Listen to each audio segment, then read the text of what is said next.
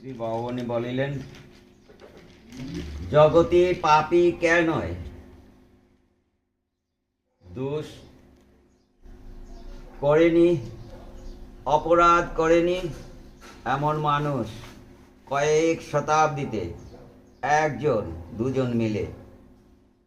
মানুষ নিজের ভিতর খুঁজে দেখে না, তাই নিজের দোষ দেখতে পায় না।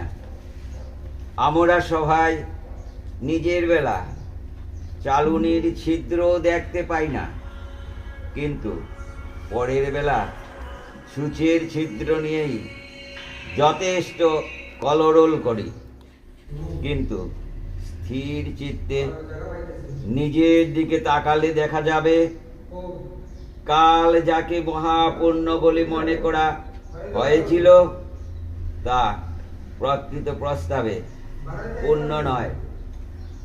পরশুরাম পুণ্য ভেবে মাতৃহত্যা করলেন, কিন্তু পরে যখন আর হস্তের পরশু তার হস্ত ত্যাগ করে খসে পড়ল না, তখন বুঝলেন পুণ্য ভেবে পাপ করেছেন।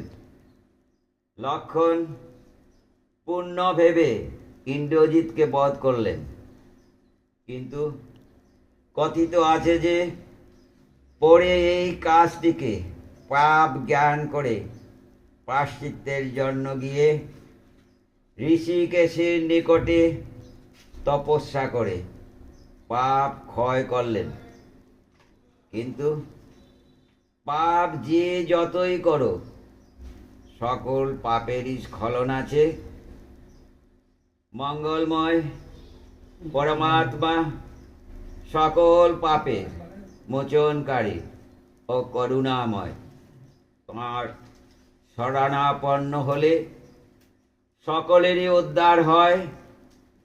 প্রয়োজন হচ্ছে একান্ত মনে তার শরণাগত হওয়া।